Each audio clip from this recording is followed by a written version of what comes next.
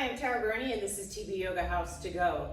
If you are curious about yoga or you want to come to a yoga class but you've never done yoga, then this video is for you. I'm going to go over just a few of the basic poses that you may hear in a yoga class. So first, by standing at the top of your mat, inhale, reaching arms up, and exhaling, coming through heart center. That's the first one. Second one, you might hear downward dog, right? We always do downward dog in yoga, or we always hear about it. So this is what it looks like. And you can modify your downward dog depending on where you are at in your yoga practice. So a downward dog can start from a tabletop position with your fingers spread wide and your thumb and pointer finger kind of facing out just a little bit and about shoulder width distance apart. Tucking the toes and keeping the knees bent to start. You're going to push down into the palms and lift the hips. And then from there, push back onto your mat with your palms and your hips go up into the air. So kind of like a V shape or a pike position.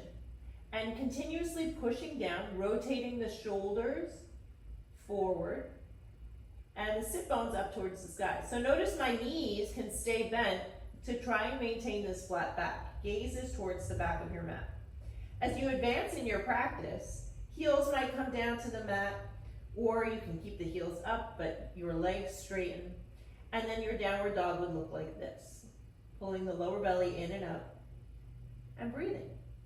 Now, downward dog can be a little rough on your shoulders. So eventually you'll start to build the strength one downward dog at a time.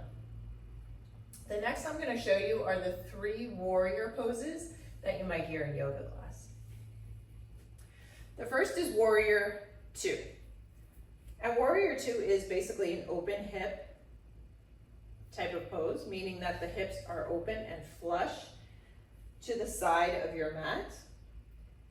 In this case, my left foot is forward and my right foot is back.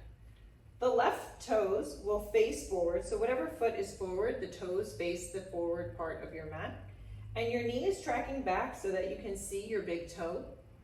And then the back leg is either 45-degree angle or a little bit parallel, depending on your hips. Some might be tight. And the placement we want is either front heel to the back middle part of your foot or heel to heel, again, depending on your body. Now, full expression of the pose of Warrior 2 is taking up a lot of space on your mat. Hips are centered, front knee is bent, tracking back, and you're pushing down into that back right foot, especially in the pinky edge side, so that we take a little bit of this bend out of the knee and engage the back thigh, pushing the thigh back. Tucking the tailbone and pulling the lower belly in and up. And then the arms will come out from left to right and shoulders down. So this is Warrior 2. Yours may not look like this because if you're beginning, maybe your body's a little tighter. So you just come up a little bit, find a little bend in that front knee and a little engagement in that back leg. Still keeping the spine nice and strong and tall and arms from left to right. And this might be your Warrior 2. Warrior 1. Warrior 1's a little different where the hips are now closed, meaning that they're facing forward in the direction that your body is going, your chest and gaze.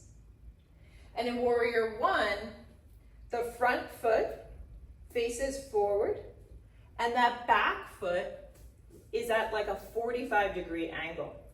And so here, the hips now are facing forward. So this too, if you have tight hips, it may be difficult to get the hip to come around.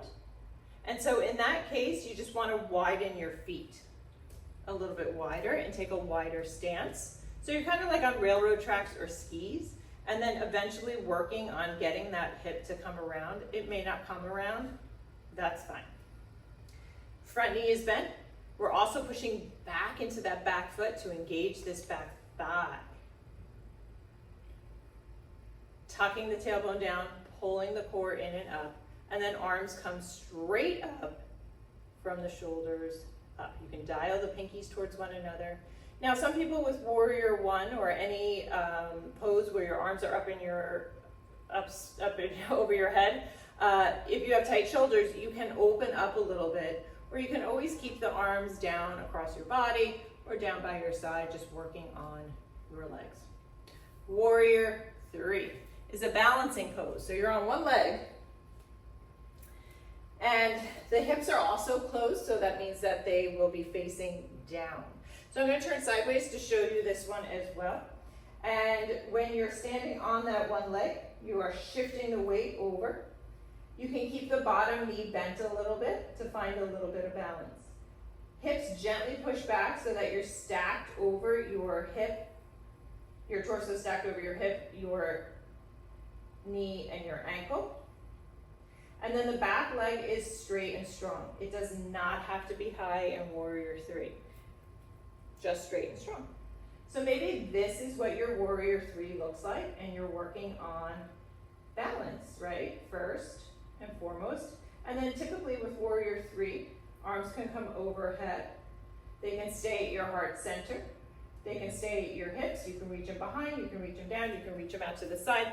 You do you with your arms. And then from here, you work on bringing up the back leg. Notice toes face down, leg is straight and strong. We're pushing back, crown of the head is reaching forward, belly's pulled up, hips are down, maybe arms come back, they come forward, out to the side, heart center, whatever it is, but it is a balanced pose. So those are the basics. Check out the next video for a few more of the basics in yoga.